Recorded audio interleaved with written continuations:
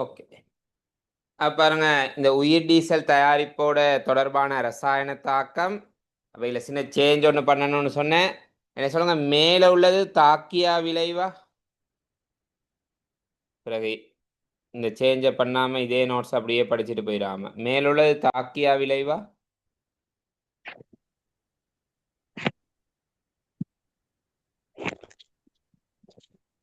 இந்த இடத்துல அப்படியே காட்டப்பட்டிருக்கிறது விளைவுனா, கீழே உள்ளது இது தாக்கி, இதுதானே கீழே உள்ளது தாக்கி.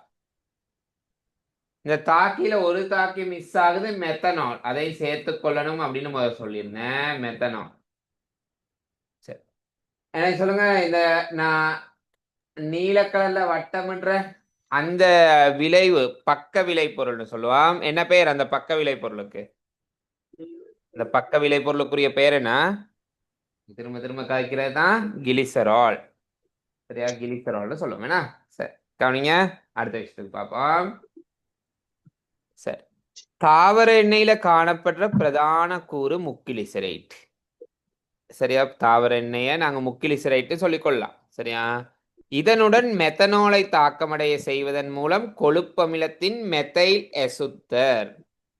சரி, அது என்ன கொழுப்பமிலத்தின மெத்தைல் எசுத்தர்னா? உயிர் டீசலை தான் அப்படி சொல்லுவாங்க. இந்த கொழுப்பமிலத்தின மெத்தைல் எசுத்தர் அப்படின்னு சொல்லப்படுறது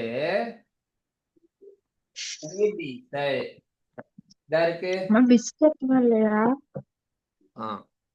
யார்டு மைக் ஒன்னா இருக்கு, பார்த்து ஆஃப் பண்ணுங்க. ஓகே. அப்ப கொழுப்பமிலத்துல மெத்தைல் எசுத்தர்னு சொல்லப்படுறது உயிர் டீசலை தான் நாங்க சொல்லிக்கொள்றோம். ஓகே, சரி. பிறகு இதை சொல்றாங்க, இங்க இந்த தாக்கத்துக்குரிய பெயர் எசுத்தராக்கல் தாக்கம். ஏன் எசுத்தராக்கல் தாக்கம்னு சொல்றதா இருந்தா, இந்த இங்க காணப்படுது இந்த இப்படி ஒரு சேர்வை, இந்த சேர்வைக்கு பெயர் எசுத்தர். சரி, அதனால எசுத்தராக்கல் தாக்கம் அப்படின்னு சொல்லுவாங்க. இந்த சொற்பதம் கொஞ்சம் வாரது குறைவு தான் எக்ஸாம்ஸ்ல. ஓகே, அது பெருசா பொருட்படுத்த தேவையில்ல. ஒரு எசுத்தர்ல இருந்து பிரிதொரு எசுத்தர் உருவாகுதால் இவ்வாறு குறிப்பிடப்படுதுன்னு சொல்றாங்க. பாருங்க, இந்த இங்கனையும் ஒரு எசுத்தர் இருக்கு, தாக்கில விளைவிலையும் ஒரு எசுத்தர் இருக்கு. அதனாலதான் அந்த சொற்பதம் சொல்லப்பட்டிருக்கு எசுத்தராக்கல் தாக்கம்னு சொல்லி. அடுத்து பாருங்க, இத்தாக்கத்தின் மூலம் கொழுப்பமிலங்களின் மெத்தைல் எசுத்தர் சேர்வை விளைவாக பெறப்படும். இக்கொழுப்பமிலங்களின் மெத்தைல் எசுத்தர் கலவை பொதுவாக உயிர் டீசல் என குறிப்பிடப்படும். அதை பார்த்துட்டா, தாவர எண்ணெயில் காணப்படும் முக்கிலிசரைட்டுகளுடன் பல்வேறு கொழுப்பமிலங்கள் காணப்படும். எனவே முக்கிலிசரைட்டுகளில் காணப்படும் ஹைட்ரோ கார்பன் சங்கிலியின் வேறுபாடுகள் காணப்படும். இதன் விளைவாக பெறப்படும் மெத்தைல் எசுத்தர் கலவைகள் உயிர் டீசல் எனப்படும். சரி, அப்ப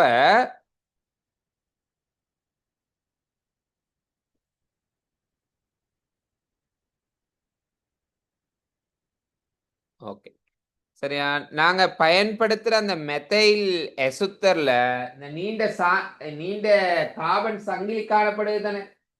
இந்த இந்த இடத்துல ஓகே, நீண்ட கார்பன் சங்கிலி காணப்படுதுன்னா இதுல வெவ்வேறு கலவைகள் இருக்கலாம். சம்டை நீங்க படிச்சிருப்பீங்க உயிர் மூலக்கூறுகள் பாடத்துல, கொழுப்பமிலத்தை ரெண்டா பிரிப்பாங்க. என்னன்னு சொல்லி கொழுப்பமிலத்தை ரெண்டா பிரிப்பாங்க. லிப்பீட்டுகள் படிக்கக்குள்ள படிச்சிருப்பீங்க.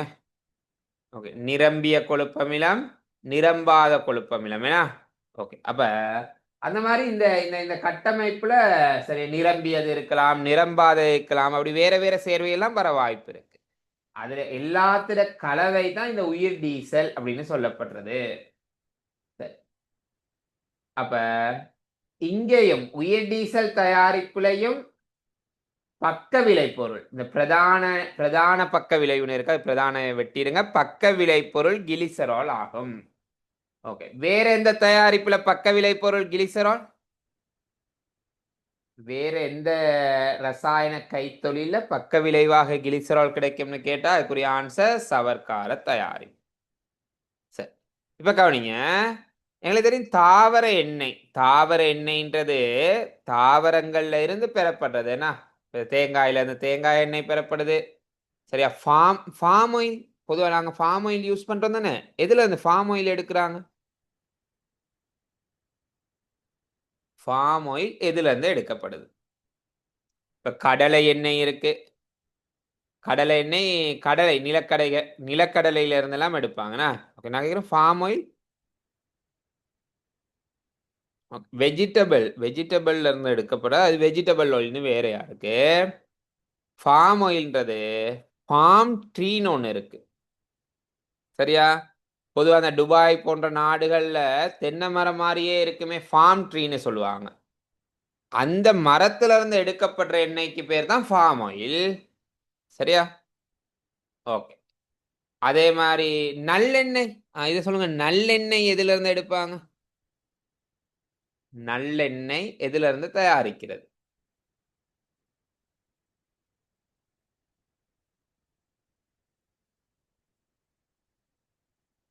Okay, very good. எள்ளு. எள்ளுல இருந்து நல்லெண்ணெய் தயாரிச்சு கொள்வாங்கண்ணா. சரி, ஓகே.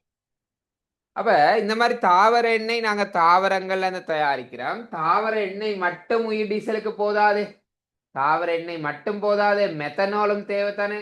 அப்ப பாருங்க, மெத்தனால் எப்படி தயாரிக்கிறாங்க அப்படின்னு சொல்லி, மெத்தனால் எப்படி தயாரிக்கிறாங்க அப்படின்னு பார்த்துக்கொள்ளும். ஓகே, இந்த பாருங்க மெத்தனால். இது கார்பன் ஓர் ஆக்சைடோட ஐதரசன தாக்கமடைய விட்டுருக்காங்க. சரியா? ஓகே. அப்ப பாருங்க, இந்த கார்பன் ஓர் ஆக்சைடு எப்படி பெறப்படுதாக இருந்தா இந்த மேலுள்ள இந்த ரசாயன தாக்கத்தால். மெத்தேனோட இந்த தாக்கம் பொதுவாக கேட்கறது குறைவு. சரியா? பட் ஞாபகம் வச்சுக்கோங்க, மெத்தேனோட நீராவிய தாக்கமடைய செய்து கார்பன் ஓர் ஆக்சைடை பெற்றுக்கொள்றாங்க. பிறகு அந்த கார்பன் ஓர் ஆக்சைட்ல இருந்து மெத்தனால் தயாரிக்கப்படுது. சரிதானே? அப்ப என்ன சொல்லுங்க, மெத்தனால் தயாரிப்புக்கு தேவையான மூலப்பொருள் எது? மெத்தனால் தயாரிப்புக்கு தேவையான மூலப்பொருள் எது? மெத்தனாலை எதுல இருந்து தயாரிக்கிறாங்க?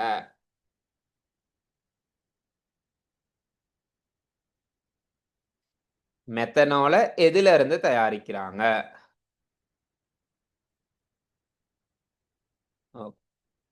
பாருங்க, மெத்தனால் தயாரிப்புக்கு தேவையான பிரதான மூலப்பொருள் மெத்தேன். மெத்தேன்ல இருந்து தான் மெத்தனால் தயாரிப்பாங்க. சரியா? மெத்தேன்ல இருந்து தான் மெத்தனால் தயாரிப்பாங்க. இந்த மெத்தேன் எங்க இருந்து பெறப்படுதாக இருந்தா ரெண்டு வழிமுறை இருக்கு. நல்லா அவதானிச்சுக்கோங்க என்னோட சொற்பதத்தை. ரெண்டு வழிமுறையில மெத்தேன் தயாரிக்கலாம்.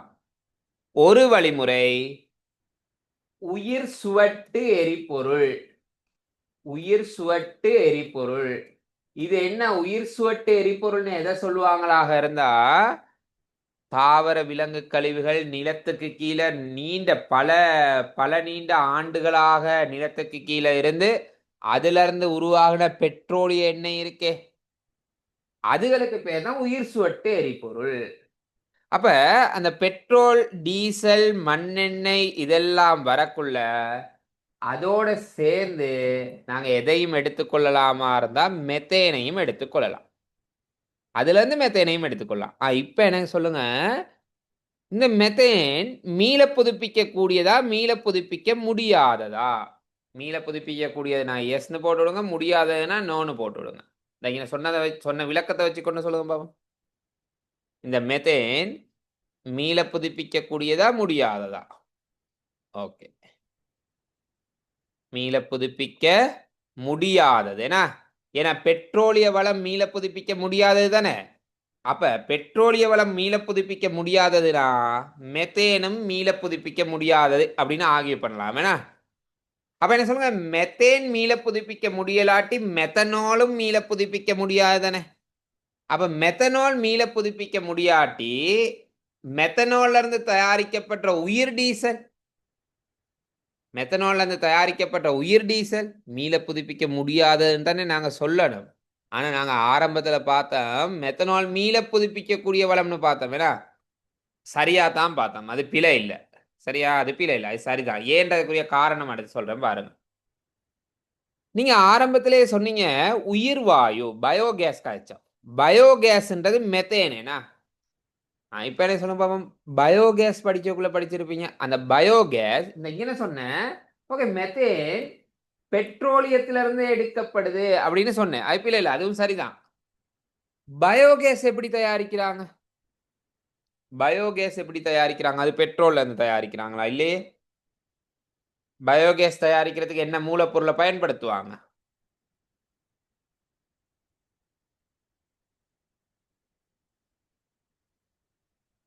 பயோகேஸ் தயாரிக்கிறதுக்கு மூலப்பொருள் மெத்தேன் இல்ல, பயோகேஸ்ன்றதே மெத்தேன் தான். பயோகேஸ் தயாரிக்கிறதுக்கு தாவர விலங்கு கழிவுகள், சரிதானே? தாவர விலங்கு கழிவுகள், ஓகே, சேதன கழிவுகள், இதுல இருந்தா பயோகேஸ் தயாரிப்பாங்க. ஓகே, இதுல இருந்தா பயோகேஸ் தயாரிக்கிறாங்க. அப்ப தாவர விலங்கு கழிவுகள்னா இப்ப என்ன சொல்லுங்க? தாவரம் அப்படின்றது மீள புதுப்பிக்க கூடியது தானே. அப்ப மெத்தேனும் மீள புதுப்பிக்க கூடியது தான், சரிதானே?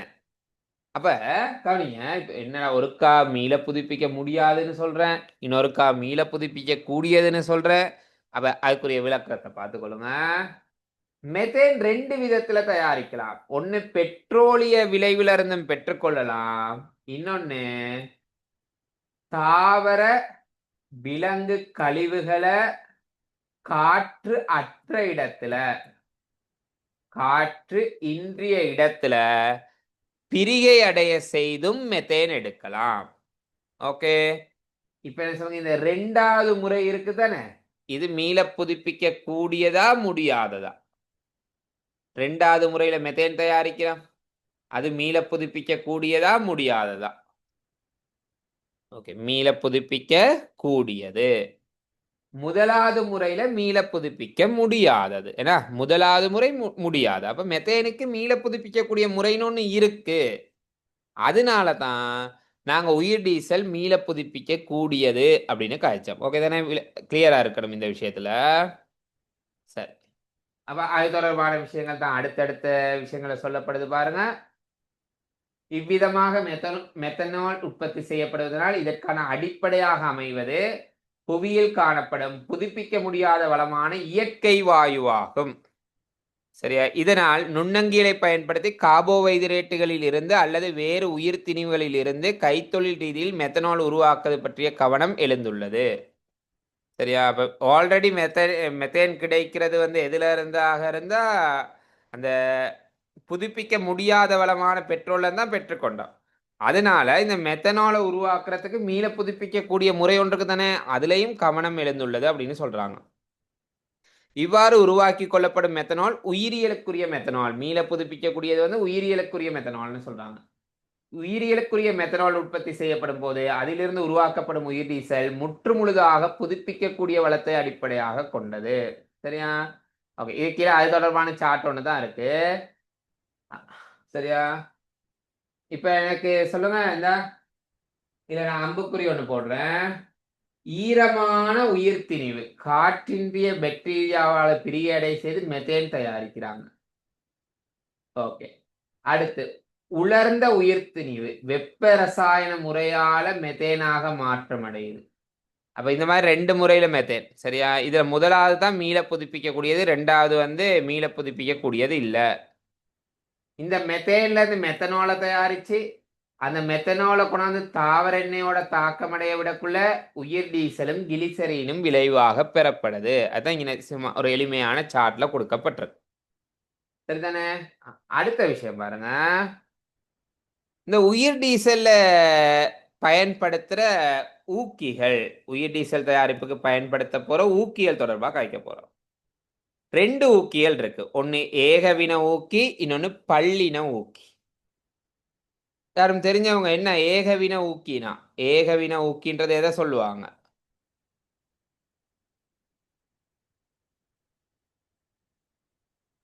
ஏகவின ஊக்கின்னு எதை சொல்லுவாங்க? ஓகே, கவனிங்க, இது வெப்ப ரசாயனம் இயக்க ரசாயனம் பாடத்தில் உள்ள விஷயம். உதாரணத்துக்கு நான் ஒரு உதாரணம் சொல்றேன். SO2வும் O2வும் தாக்கம் அடைஞ்சு SO3 விளைவாக பெறப்படுறதா எடுத்துக்கொள்ளுங்க. ஓகே, இங்க ஊக்கியாக NOவை பயன்படுத்துறாங்க. இங்க ஊக்கியாக NOவை பயன்படுத்துறாங்கன்னு வச்சுக்கொள்ளுங்க. இப்ப இந்த ஊக்கி ஏகவின ஊக்கியா பல்லின ஊக்கியான்னு பார்க்க போறேன். சரியா? அதுக்கு சொல்லுங்க, SO2 பௌதீக நிலை என்ன? SO2 பௌதீக நிலை திண்மமா திரவமா வாயுவா? SO2 வாயு என்ன? SO2 வாயு. என்னோட பௌதீக நிலை NO நைதரசன் ஆக்சைட்டிட பௌதீக நிலை என்ன? அதுவும் வாயு தான். அப்ப இங்க தாக்கியான SO2வும் ஊக்கியான NOவும் ஒரே பௌதீக நிலையில இருக்கு. அப்படி ஒரே பௌதீக நிலையில இருந்தா இதை நாங்க ஏகவின ஊக்கி அப்படின்னு சொல்லுவோம். தாக்கியும் ஊக்கியும் ஒரே பௌதீக நிலையில காணப்பட்டா அது ஏகவின ஊக்கி. தாக்கியும் ஊக்கியும் வேற வேற பௌதீக நிலையில இருந்தா அதை பல்லின ஊக்கி அப்படின்னு சொல்லிக் கொள்ளுவோம். சரியா? ஓகே, சரியா. இப்ப பாருங்க உயிர் டீசல் தயாரிப்புல நாங்க பயன்படுத்துற மூலப்பொருட்கள் ஒண்ணு தாவர எண்ணெய், இன்னொன்னு மெத்தனால். சரியா? இது ரெண்டுமே திரவம் அல்லது கரைசல். திரவம் கரைசலும் கிட்டத்தட்ட ஒரே பௌதிக நிலையாக எடுத்துக்கொள்ளுங்க. சரியா? இப்ப இந்த தாக்கத்துக்கு நான் வெவ்வேறு ஊக்கியல் பரிந்துரைக்கிறேன். முதலாவது ஊக்கி NaOH, ரெண்டாவது ஊக்கி மெக்னீசியம் ஆக்சைடு, அடுத்து சிங்க் ஆக்சைடு, நாக ஆக்சைடு, ZnO நாக ஆக்சைடு, அடுத்து SnO2. இந்த மாதிரி 4 ஊக்கிகள் இருக்கு. சரி, இதுல இந்த முதலாவது ஊக்கி கரைசல் நிலை, சோடியம் ஹைட்ராக்சைடு கரைசல், மெக்னீசியம் ஆக்சைடு திண்மம், சிங்க் ஆக்சைடு திண்மம், SnO2 திண்மம். இந்த மூணுமே திண்மம். இப்ப என்ன சொல்லுங்க, இந்த 4 ஊக்கியுமே பயன்படுத்தலாம். இந்த 4ல எது ஏகவின ஊக்கி? உயிர் டீசல் தயாரிப்புல இதுல இந்த 4ல எது ஏகவின ஊக்கி? Okay, very good. NaOH ஏகவின ஊக்கி என தாக்கி திரவ நிலை. அப்ப ஊக்கியும் திரவம் அல்லது கரைசலா வரணும். அப்ப ரெண்டும் ஒரே பௌதிக நிலையில இருந்தா அதை நாங்க ஏகவின ஊக்கின்னு சொல்லுவோம். அப்ப magnesium oxide, sink oxide, SnO2 இதெல்லாம் திண்ம நிலை, தாக்கி திரவ நிலை அப்ப தாக்கியும் ஊக்கியும் வேற வேற பௌதீக நிலையில இருந்தா அதை பல்லின ஊக்கின்னு சொல்லுவோம். அப்ப இந்த ஊக்கிகள் எது எது? உயிர் டீசல் தயாரிப்புக்கு இந்த மாதிரி 4 ஊக்கிகள் இருக்கு. அந்த 4 ஊக்கிய 2 விதமா பிரிக்கிறோம். ஒன்னு ஏகவினம், இன்னொன்னு பல்லினம். சரியா? ஓகே, அடுத்த விஷயம் நீங்க பாருங்க. இப்ப இந்த உயிர் டீசல் தயாரிப்புக்கு பாருங்க, உயிர் டீசல் தயாரிப்புக்கு தேவையான மூலப்பொருள் தாவர எண்ணெய், மெத்தனால். இங்க நான் NaOH ஊக்கியா பயன்படுத்துறதா வச்சுக்கொள்வோமே. சோடியம் ஹைட்ராக்சைட்டை ஊக்கியா பயன்படுத்தினா இங்க ஒரு ப்ராப்ளம் ஒன்று வரும், பிரச்சனை ஒன்று வரும். என்ன பிரச்சனை வருமா இருந்தா, தாவர எண்ணெயோட இந்த ஊக்கி போயிட்டு தாக்கம் அடையலாம் தானே? சொல்லுங்க, தாவர எண்ணெயோட இந்த ஊக்கி தாக்கம் அடைஞ்சா என்ன நடக்கும் அங்க? தாவர எண்ணெயோட அந்த ஊக்கி தாக்கம் அடைஞ்சா என்ன நடந்துரும் அங்க?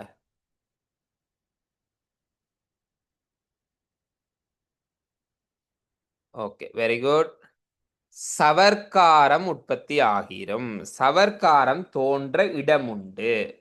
நாங்க உயிர் டீசல் தயாரிக்க போயிட்டு சவர்க்காரத்தை தயாரிக்க கூடாதுதானே? ஓகே, அது NaOH ஊக்கியா பயன்படுத்துறதுல ஒரு பிரச்சனை. சரிதானே? இருந்தாலும் இந்த தாவர எண்ணெயில கொழுப்பமிலத்திட சதவீதம் கொழுப்பிட சதவீதம் ரொம்ப குறைவா இருந்தா அந்த டைம்ல நீங்க NaOH போடுறதுல எந்த பிரச்சனையும் இல்லை. அந்த டைம்ல NaOH போட்டா சவர்க்காரம் உற்பத்தி ஆகாது. எது குறைவா இருந்தா தாவர எண்ணெயில கொழுப்பு அமிலத்திட அளவு குறைவா இருந்தா. சரியா? அல்லது சுயாதீன அமிலத்திட அளவுன்னு சொல்லுவோம். அது குறைவா இருந்தா அங்க சவர்க்காரம் உற்பத்தி ஆகாது. ஓகே, அப்ப உண்மைக்குமே இந்த உயிர் டீசல் தயாரிப்புல NaOH என்ற ஊக்கிய விட பல்லின ஊக்கியல் தான் சிறந்தது. ஏன்னா பல்லின ஊக்கிய பயன்படுத்தினா சவர்க்காரம் வாரத்துக்கான வாய்ப்புகள் இல்லை தானே. அதனால ஏகவின ஊக்கியான NaOH விட பல்லின ஊக்கி இங்க சிறந்ததாக இருக்கும். சரி, அடுத்து பாருங்க. சரியா, இந்த இந்த குறியீடுகளுக்குரிய விளக்கம் நான் முதல்ல சொல்றேன். பி 100, இந்த மாதிரி நிறைய குறியீடுகள் இருக்கு. பி 80, பி 40, இப்படி எல்லாம் குறியீடுகள் இருக்கு. இதுக்குரிய விளக்கம் தெரியும். பி 100னா என்னன்னா, உண்மைக்குமே இந்த உயிர் டீசல் பயன்படுத்தக்குள்ள தனியா உயிர் டீசலை மட்டும் பயன்படுத்த மாட்டாங்க.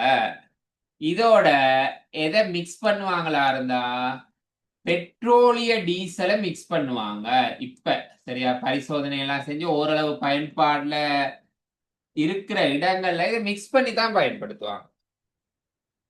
அப்ப இதை மிக்ஸ் பண்ணி பயன்படுத்தக்குள்ள பாருங்க, 100% தூய உயிர் டீசலா இருந்தா அதுக்கு நாங்க பேர் வைப்போம் பி 100. அதுல பெட்ரோலிய டீசல கலந்தே இல்ல, தனியா உயிர் டீசல் மட்டும்தான் இருக்கு. அப்ப அதுக்கு பேர் பி 100. அப்ப பி 80னா 80% உயிர் டீசல், 80% உயிர் டீசல், மீதியுள்ள 20% பெட்ரோலிய டீசல்னு சொல்லி மிக்ஸ் பண்ணி இருப்பாங்க. அவ என்ன சொல்லுங்க, பி 40ல பெட்ரோலிய டீசல் எத்தனை சதவீதம்? பி 40ல பெட்ரோலிய டீசல் எத்தனை சதவீதம்? ஓகே, பெட்ரோலிய டீசல் 60, உயிர் டீசல் 40. சரியா, பெட்ரோலிய டீசல் 60, உயிர் டீசல் 40. அப்ப இதான் இந்த குறியீடுகளுக்குரிய விளக்கம். அப்ப இதுக்கு சொல்லுங்க பி 2. பொதுவா இப்ப உள்ள டீசல்ல இந்த மாதிரி பயன்பாடுகள் இருக்கு. பி 2னா இதுல உயிர் டீசல் எத்தனை சதவீதம்? ஓகே, உயிர் டீசல் 2%, பெட்ரோலிய டீசல் 98%. சரியா, பெட்ரோலிய டீசல் 98%. ஓகே, சரி. அடுத்து பாருங்க, உயிர் டீசல் உற்பத்தி செயற்தொடர். சரி, அப்ப இது நாங்க மேல படிச்ச விடயங்களை சில படிமுறையாக கொடுத்திருக்காங்க. முதலாவது தாவர எண்ணெயையும் சுயாதீன கொழுப்பமிலங்களோ அல்லது வேறு கழிவுப் பொருட்களோ காணப்படுமாயின் அவற்றை அகற்றிக் கொள்றது, பிறகு மெத்தனாலோட தாக்கமடைய செய்கிறது, பிறகு உயிர் டீசலை சுத்திகரிக்கிறது, பிறகு கிளிசரீனை சுத்திகரிக்கிறது, இப்படின்ற சில படிமுறைகள் கொடுக்கப்பட்டிருக்கு. அதை ஒருக்கா நீங்க வாசிச்சு பார்த்துக்கொள்ளும். சரி, அப்ப இவ்வளவுதான் உயிர் டீசல் தயாரிப்பில் உள்ள விடயங்கள். ஷார்ட்டா சமரி ஒன்று சொல்றேன் பார்த்துக்கோங்க. உயிர் டீசல் தயாரிப்புக்கு தேவையான மூலப்பொருள் தாவர எண்ணெய் மெத்தனால், பிரதான விளைபொருள் உயிர் டீசல், பக்க விளைபொருள் கிளிசரால். சரிதானே? ஓகே, உயிர் டீசல்ன்றது ஒரு மீள புதுப்பிக்கக்கூடிய வளம். உயிர் டீசல் தயாரிப்புக்கு தேவையான மெத்தனால 2 விதங்கள்ல நாங்கள் எடுத்துக்கொள்ளலாம். ஒன்று பெட்ரோலிய தயாரிப்பிட பக்க விளைவு, இன்னொன்று தாவர விலங்கு கழிவுகளை காற்றின்றிய நிலையில பிரியடைய செய்தும் எடுத்துக்கொள்ளலாம். இதுல காற்றின்றிய நிலையில பிரியடைய செய்யறது தான் மீள புதுப்பிக்கக்கூடிய முறை. சரிதானே? அடுத்து உயிர் டீசல் தயாரிப்பில அனுகூலங்கள் பிரதிகூலங்கள் மேல காய்ச்சிருந்தா சரி, அதை கொஞ்சம் அட்டவணையில பார்த்துக்கோங்க. அதுல பிரதான அனுகூலம் சூழலுக்கு மேலதிக கார்பனீர் ஆக்சைடு எதையும் விடுவிக்காது உயிர் டீசல். உயிர் டீசலும் சரி, பயோகேஸும் சரி, ரெண்டுக்கும் இந்த சொற்பதங்கள் வரும். சரி, அடுத்து இங்க பயன்படுத்துற ஊக்கி கட்டமைப்புகள் தொடர்பாக எல்லாம் பார்த்திருந்தோம். ஓகே, நான் ஊக்கி தொடர்பாக கழிச்சிட்டு வர 2 விதமான ஊக்கிகள் இருக்கு. ஏகவின ஊக்கி, பல்லின ஊக்கி. ஏகவின ஊக்கியாக NaOH சேர்ப்போம், பல்லின ஊக்கியாக மெக்னீசியம் ஆக்சைடு, சிங்க் ஆக்சைடு, சரியா, SnO2 இதெல்லாம் சேர்ப்போம்.